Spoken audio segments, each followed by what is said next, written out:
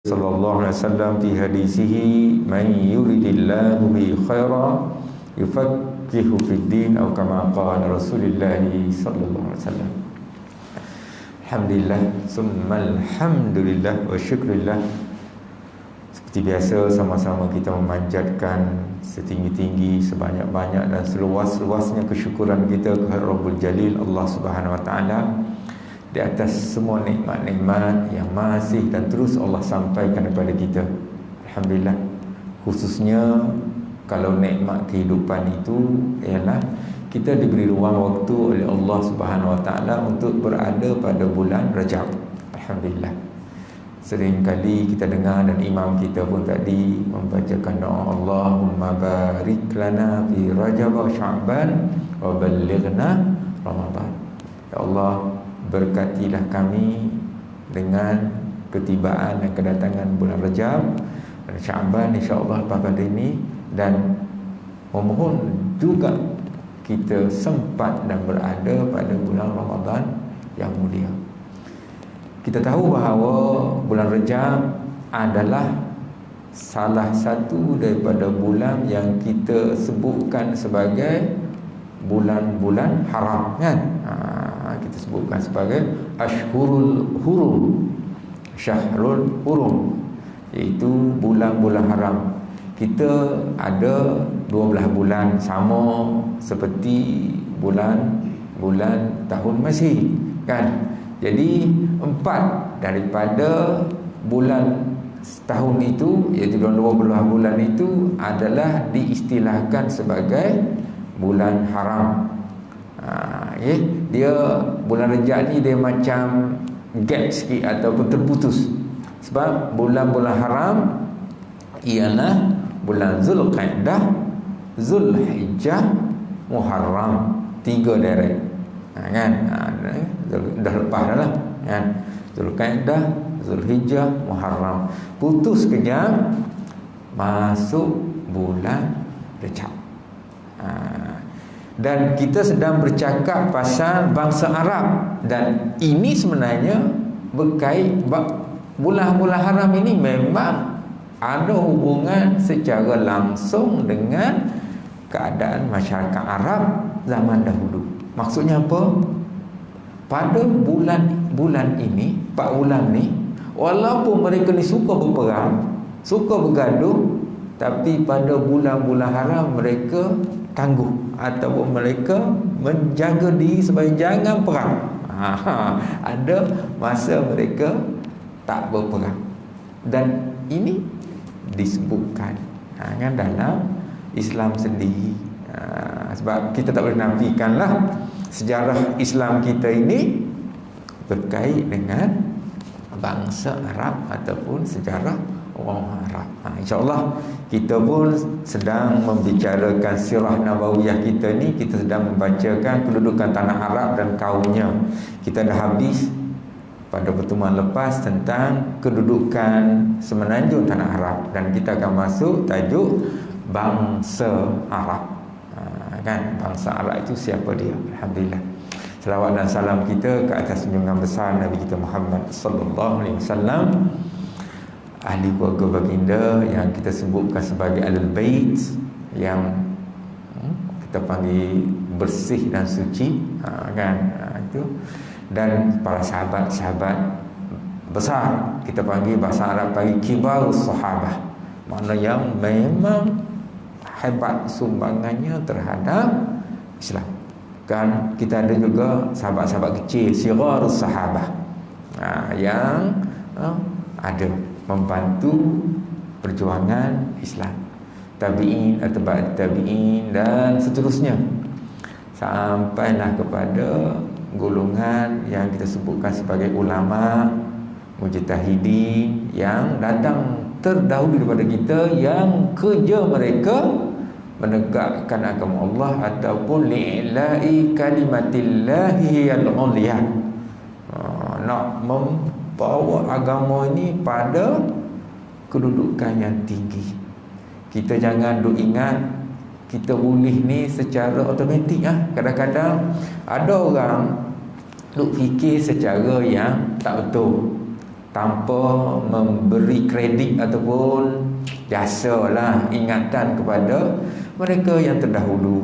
Seolah-olahnya kita ni boleh tolak ke tepi sumbangan imam-imam mujtahidin, para ulama dan kalangan-kalangan yang terdahulu dalam kerja-kerja agama dan dakwah ini. Maaf sebut kan, kadang-kadang kita duk dengar perselisihan, pergaduhan ataupun perbezaan pendapat yang sampai tahap memberi kesan negatif lah kepada agama dan juga ulama lah kan. Sama ada kita dengar cerita-cerita berkaitan kalau Nabi ikut kanan, Tok Guru ulama ikut kiri, aku ikut kiri ke kan, ataupun sebaliknya, tak kira lah kan. Jadi benda-benda begini walau apa sekalipun dia ada konsep sendiri yang kita kena faham supaya kita tidak terikut tanpa kaedah. Manhaj kena faham. Bercakap dia ada manhaj. Sebenarnya lebih awal kalau kita duk tengok perbincangan berkait dengan isu yang sehari dua ni heboh tu, ialah dia melihat kepada benda yang lebih utama, iaitu manhaj memahami agama. Para ulama ada bincang, contohnya lah, kalau hadis sebut begini dan imam manhaj, kita panggil imam mazhab, sebut begini. Saya sebut imam mazhab ini kita sebut sebagai imam mujtahidin. Sama ada kita panggil imam-imam yang kita masukkan kategori mujtahid mutlak lah, ya kan, seperti Imam Syafi'i ke, ataupun lebih awal lagi kan, Imam Maliki ataupun Imam Hanafi, ataupun mereka yang mempunyai autoriti ataupun kata kuasa ataupun pendapat yang hebat dalam mazhab kan. Sebab kadang-kadang kita tak faham kaedah, jadi kita bercakap tanpa memahami dia punya turut pemikiran, jalan berfikir. Contohnya lah, kalau imam mazhab kata begini dan hadis kata begini, para ulama bincang mana nak ikut. Mungkin peringkat kita kata kena ikut hadis lah kan, secara semintas lalu kita kata kena ikut hadis.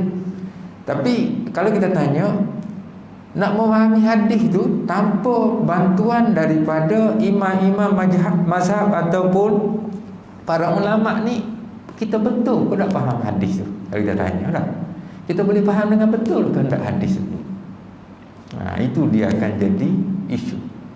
Sebab yang mentafsir, yang menjelas dan menghuraikan maksud kehendak sebenar hadis itu adalah datang daripada imam mazhab ataupun para ulama mujtahid tadi. Kita yang dah 1400 tahun dahulu terputus ataupun dah berlalu waktunya, kadang-kadang yang hadis kehendak dengan apa yang sebenar belum tentu kita sampai. Jadi kita kena faham. Jadi walaupun kita kata betul saya nak ikut hadis, tapi nak memahami hadis itu macam mana kaedahnya, itu kita kena tahu.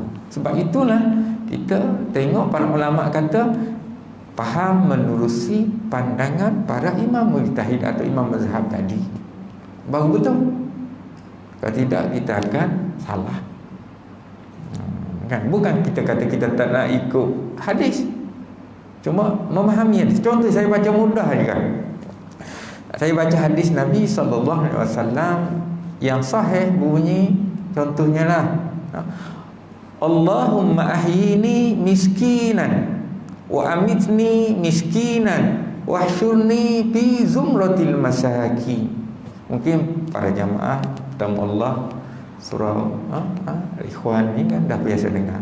Ya Allah, hidupkanlah aku dalam keadaan miskin, matikanlah aku dalam keadaan miskin, bangkitkanlah aku di hari kiamat nanti bersama kumpulan golongan ataupun puak orang-orang miskin. Okey, perkalimahnya miskin. Apakah miskin itu maksud literalnya ataupun bahasanya miskin harta, ataupun apa maknanya? Contohnya kita boleh faham tak? Kalau kita faham secara literal ni, satu contoh ya, banyak lagi sebab itulah para ulama menulis saya boleh nyatakan bahawa para ulama seperti Al-Qaradawi tulis kaifa nata'amal ma'al Quran, kitab macam mana mahu berinteraksi, bermuamalah dengan Al-Quran. Nak faham Quran macam mana? Bukan seboleh kita faham tanpa kaedah ataupun sebarangan. Pakai baca tafsir. Bolehkah macam tu? Tanpa berpandu kepada apa yang para ulama ataupun mereka yang arif bercakap. Kaifa nata'amal ma'as sunnah, macam mana nak berinteraksi dengan sunnah Nabi sallallahu alaihi wasallam. Sama juga. Jadi benda begitu. Maka saya tanya, para jemaah boleh faham apa maksud miskin dalam hadis yang saya bacakan tadi? Ataupun nak faham miskin itu dengan maksud wording itulah, literal miskin harta semata-mata ataupun makna lain.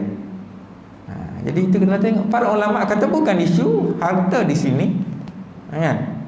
Bab yang dipahami kita rujuk kepada tafsiran termasuk Al-Qaradawi dalam kitabnya Kaifa Nata'amal Sunnah, dia rujuk kepada makna tawadhu. Miskin di situ maksudnya tawadhu. Ya Allah, hidupkanlah aku sebagai seorang yang tawadhu, matikanlah aku sebagai seorang yang tawadhu, dan bangkitkanlah aku di hari akhirat nanti bersama golongan orang yang tawadhu. Maksudnya kalau tawadhu tak ada masalah. Kaya pun okey, miskin pun tak ada masalah juga. Kalau dia kaya, dia tawadhu. Kalau dia miskin, tak apalah. Jadi itu maksudnya. Saya nak ceritanya adalah kepahaman, supaya kita tidak melompat daripada kehendak. Begitu jugalah isu. Jadi saya tidak nak komen siapa punya siapa, kan. Kita tak nak berlaku kemelampauan ataupun kita senang ceritanya ekstrim. Kita tak nak ada dua kutub, kutub utara, kutub selatan.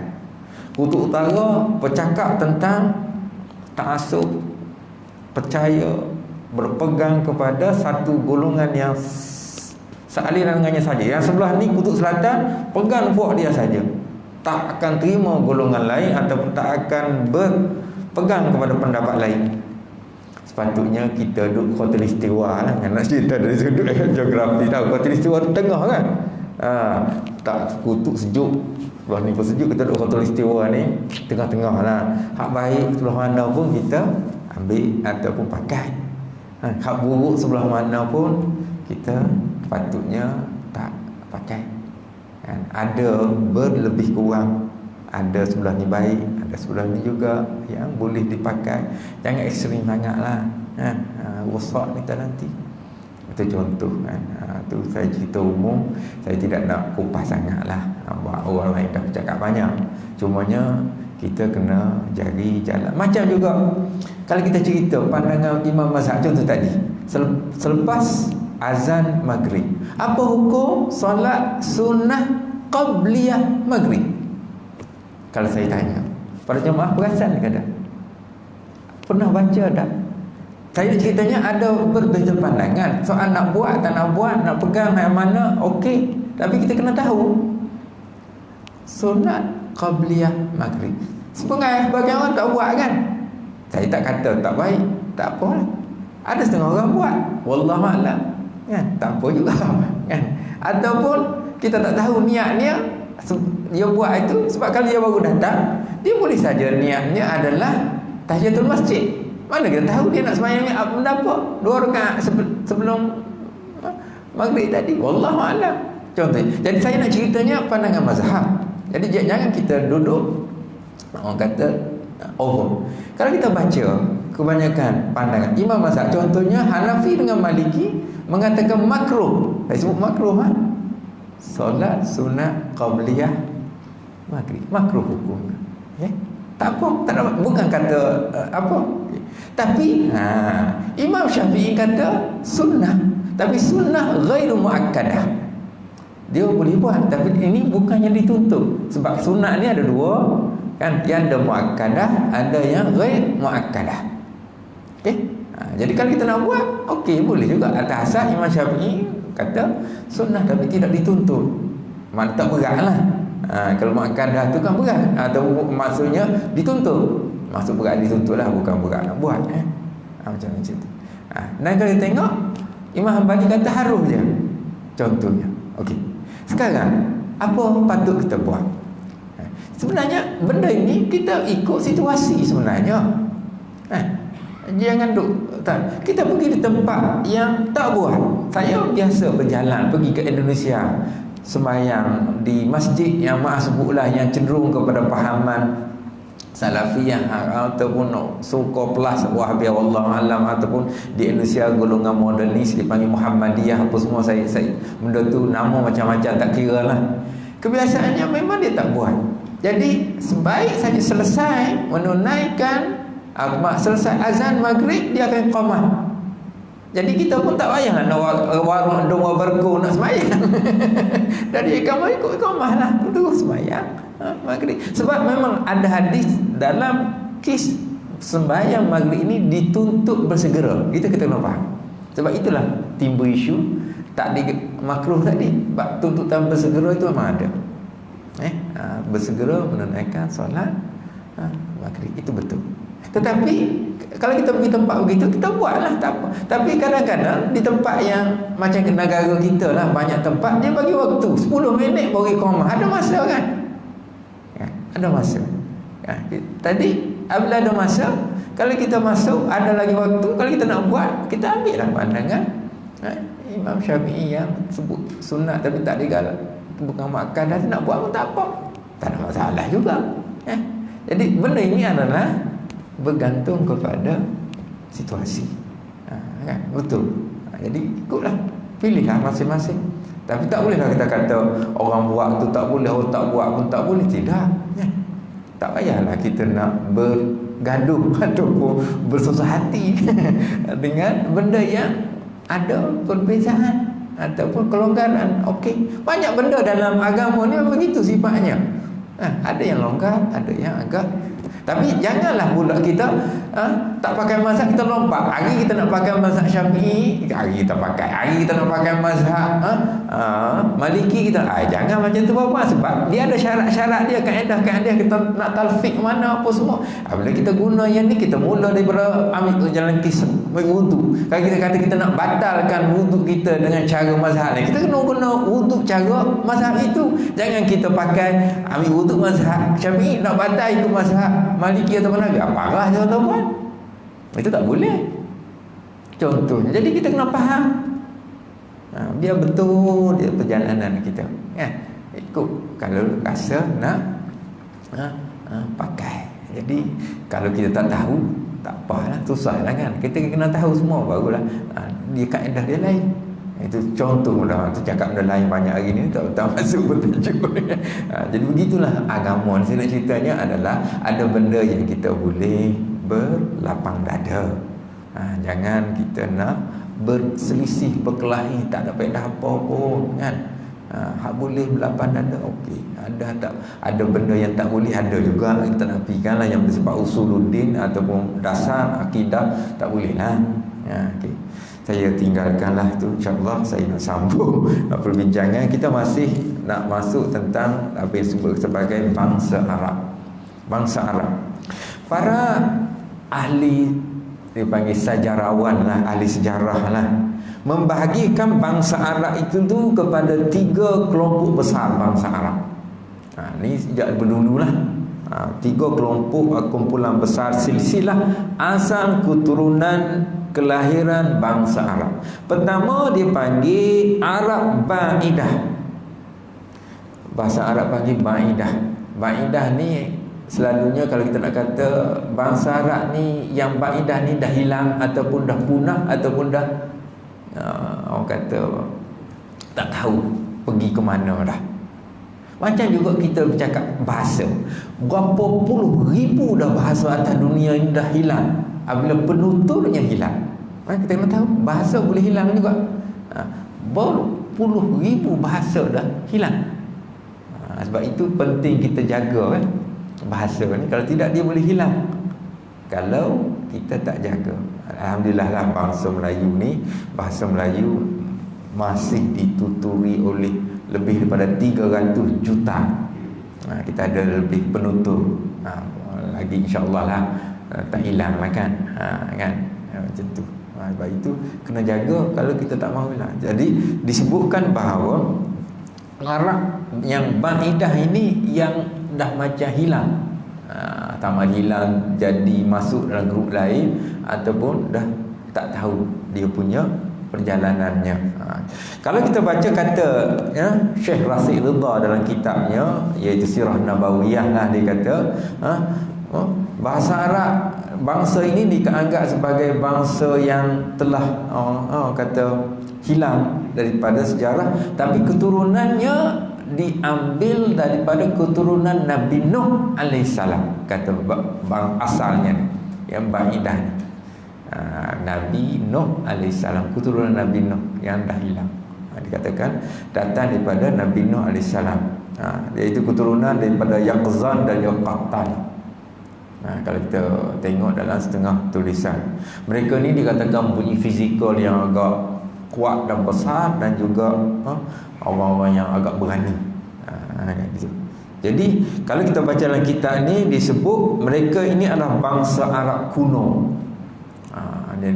Dia tak sebut keturunannya, tapi dalam setengah tulisan dikata diambil daripada Nabi Nuh alaihissalam.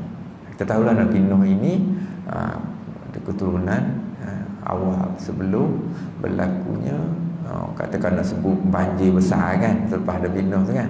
Itu dia. Kita sebut bangsa Arab baidah. Yang disebutkan dalam buku ni adalah nenek moyang bangsa Arab yang telah kalau baca sejarah terperincinya dah tak tahu ke mana lah, hilang dah ke mana, ditelan zaman. Kerana masa yang sangat lama, dan waktu itu mungkin juga alat atau ilmu kajian pengetahuan tentang bangsa ini pun dah tak dapat diteris ataupun dirujuk. Mungkin dia rujuk kepada kumpulan-kumpulan dalam kitab ni memang disebutkan sejarah bangsa ni tak boleh langgar. Contohnya bangsa Quran sebut kan, tapi sejarahnya dah tahu. Samud yang berkaitan dengan kaum Nabi Nuh dan keturunannya, Ad, Samud, Judais, Umlak, disebut secara begitu, tapi silsilahnya dah habis. Disebutkan itu. Dan juga termasuklah juga kategori dipanggil Jurhum pertama.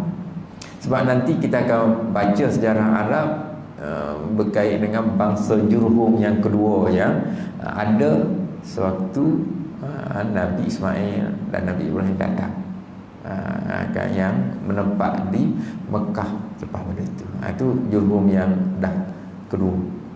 Itulah itu pertama. Itu dipanggil Arab baidah. Yang kedua dipanggil Arab Aribah. Ni kita anggap sebagai leluhur ataupun keturunan silsilah Arab asli bangsa Arab sekarang. Dipanggil Arab Aribah. Keturunan yang dikaitkan dengan keturunan Sabak, orang-orang Sabak, bangsa Sabak dan sebagainya. Jadi kalau kita baca dalam kitab dia kata mereka adalah bangsa Arab yang berasal daripada keturunan Ya'rab. Yang keturunan Ya'rab bin Yasjub, Yasjab atau bin Yasjub bin Qahtan. Mereka dikenali juga dengan panggilan Arab Qahtan. Kalau dalam tulisan yang saya rujuk kitab Muhammad Rashid Ridha, kalau pernah dengar nama Muhammad Rashid Ridha kan, seorang ulama besar selepas daripada zaman Muhammad Abduh, anak murid kepada Muhammad Abduh, dia buat tafsir juga, tafsir Muhammad Rashid Ridha. Seorang selalu dikaitkan dengan tokoh mujaddid lah, atau kita panggil tokoh pembaharu Mesir, namanya Muhammad Rashid Ridha. Dia kata di keturunan Sabah daripada Abdul Syam bin Yasjub bin Ya'rib bin Qahtan. Sabah sebelum, orang kata kalau kita tengok bangsa Sabah ni sebelum pada ni suka berperang melawan musuh. Mana golongan memang bangsa-bangsa dulu tak boleh lari lah daripada hakikat. Berperang, takluk sana, jajah sana, beratus-ratus tahun berperang.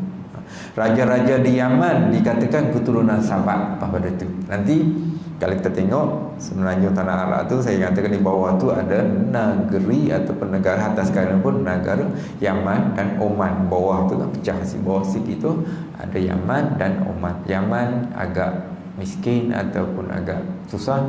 Sekarang ini lebih-lebih lagi apabila ada berperang dengan Arab Saudi dan sebagainya. Yaman memang kata suka. Dan Allah Rabbi ya Karim, kalau kita baca sekarang ini kebuluran anak-anak di Yaman memang teruk. Sebab itu banyak NGO minta bantuan untuk memberi bantuan kepada masyarakat Yaman.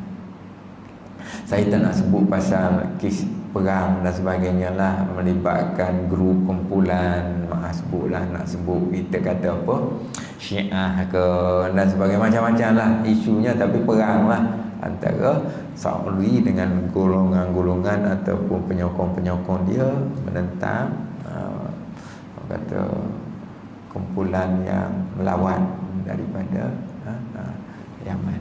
Itu dia. Okay. Jadi dikatakan raja-raja di Yaman keturunan Sabak, kan, yang tinggal di Yaman dah orang kata berlama lah kan. Itu dia. Itu dari sudut Arab yang kedua. Manakala Arab yang ketiga disebutkan sebagai Arab musta'ribah.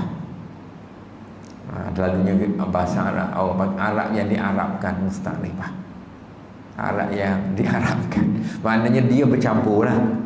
Musta'ribah ni Arab campuran lah senang cerita. Termasuklah Arab Nabi Ibrahim dan juga Nabi Ismail. Kan Nabi Ibrahim dengan isterinya daripada luar, kan, daripada Palestin lah, senang mudah cerita, datang, Allah perintah pindah ke Mekah. Waktu tak ada orang lagi, kan. Kemudian bawa anak, itu Nabi Ismail. Nabi Ismail duduk situ, dan kemudian Nabi Ismail mesti berkahwin dengan orang situ, kan. Walaupun keturunannya adalah keturunan daripada kata Bani Israel lah, kan. Dia bercampur, berkahwin, anak cucu-cucunya mesti dah jadi Arab yang bercampur, kan. Itu begitu, Arab yang bercampur. Iaitu kalau kita tengok istilah yang dipakai di sini, bangsa Arab yang berasal dari keturunan Nabi Allah Ismail alaihissalam, yang menjadi penduduk Mekah waktu itu. Mereka dikenali dengan Arab Adnan. Yang lain kalau kita baca kitab Berzanji ataupun kata sejarah silsilah tu, ini sampai kepada silsilah Adnan. Itu dia. Jadi ada tiga. Yang satu hilang, yang dua ada tapi kata tak kuat lah. Yang ramainya yang kemudiannya adalah yang musta'ribah ni lah, yang jelas lagi. Jadi kita tengok bangsa Arab Aribah yang nombor 2 tu, bangsa Arab Aribah adalah bangsa Qahtan, disebutkan berasal daripada negara Yaman. Kabilah-kabilah dan keturunan mereka berpecah-pecah kepada puak-puak, kan. Tapi terkenal daripada kalangan mereka kabilah-kabilah seperti kabilah Himyar. Nanti kalau kita baca sejarah, ada empire nama Himyar, kan. Sejarah negara Arab ataupun sebenarnya tanah Arab, bangsa Himyar. Jadi keturunan itulah katanya bangsa Aribah ni lah. Iaitu bangsa Himyar, suku Arab yang paling terkenal di kalangan kabilah ini ialah Zaid, Al-Jumhur, Quda'ah dan Sarkasik. Wallahualam, saya pun tak berapa hari sangat sebut je lah, kan. Kita pun tidaklah nak ambil berat sangat, cuma nak tahu bila dia punya silsilah, susu galuh lah, kan. Itu dia. Kemudian dikatakan yang kedua namanya Kahlan, dari Arab Aribah ni yang kedua tadi, kan. Kahlan, suku Arab yang paling terkenal di kalangan kabilahnya lah kabilah Hamadan, Ammar, Tai, Muzaj, Kindah, Lakham, Juzam, Al-Az, Al-Aus, Al-Khazraj. Nanti ada masuk nanti di Madinah Al-Aus dan Al-Khazraj nanti, kan. Bani Aus dan Bani Al-Khazraj, serta keturunan Jafnah dari golongan raja-raja Syam, raja-raja dan pemerintah Syam, ya. Sebab kita tak boleh nafikan dalam silsilah sejarah ni sebahagiannya kadang-kadang dah hilang atau putus. Jadi ada yang kita dapat, yang kita tengok. Jadi kalau kita tengok suku Kahlan telah berhijrah meninggalkan Yaman dan mereka tersebar di segenap pelosok tanah Arab.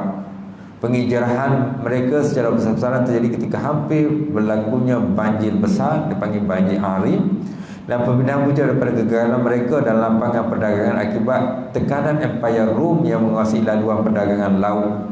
Ini biasalah sejarah kan. Empire Rom juga telah merosakkan laluan perdagangan darat setelah mereka berjaya menjajah negara Mesir dan Syam.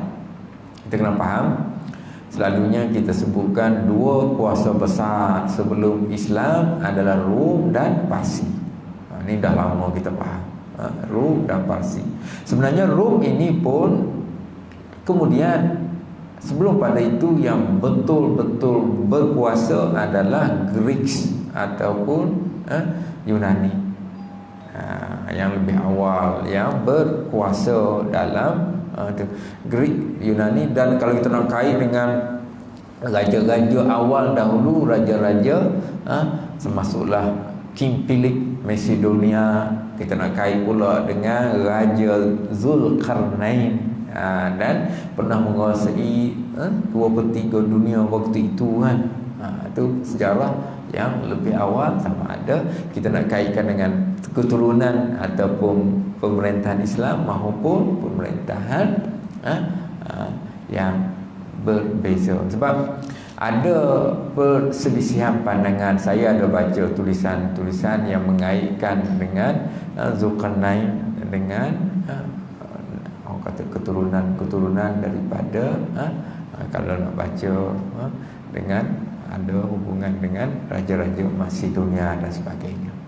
Jadi benda ni agak berselisih lah senang ceritanya. Ada yang kata orang berbeza, ada yang kata orang yang sama. Ada buku boleh baca kalau minat nak tengok sejarah dan sebagainya.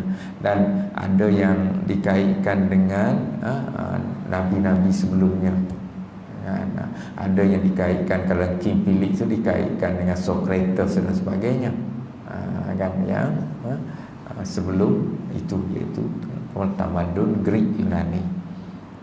Allah Alam. Jadi sejarah tu agak kabur, jadi macam-macam dakwa. Kan? Ada yang dakwa berkaitan dengan Zulkarnain itu dengan pernah Quran cerita detail. Kalau kita baca dalam surah Al-Kahfi itu panjang cerita, nak baca dengan Zulkarnain. Okay, saya kira kita pun dah masuk Isyak. Nanti adalah sejarah-sejarah yang berkaitan dengan bangsa Kahlan dan sebagainya yang datang berhijrah, golongan-golongan Al-Azdi, Sa'labah dan seumpamanya. Saya sebutkan, tidak nak bercakap secara terperinci lah kan. Kita pun tidak nak nak tahu sangat lah. Yang pentingnya kita faham dia punya keturunan tu. Nanti kita pindah kepada yang lebih utama yang berkait dengan Nabi Ibrahim AS. Itu lebih besar bagi kita kan. Kelompok yang kita nak kait dengan Arab yang musta'ribah tadi. InsyaAllah saya akhiri dengan lafaz yang mulia, qulu qawli hadza wa astaghfirullahal azim li wa lakum wa lisa'il muslimin wal muslimat wal mu'minin wal mu'minat fastaghfiruhu fa ya fawzal mustaghfirin wa ya najatat taibin. Allahumma aftah alaina futuhan arifin warzuqna fahman nabiyyin wa salin ilham al-malaika al-muqarrabin. Allahumma faqqihna fid din wa 'allimna at-ta'wil wa hdina ila siratal mustaqim. Alhamdulillah rabbil alamin. Taqabbalallahu minna minkum taqabbal ya karim. Assalamualaikum warahmatullahi taala wabarakatuh.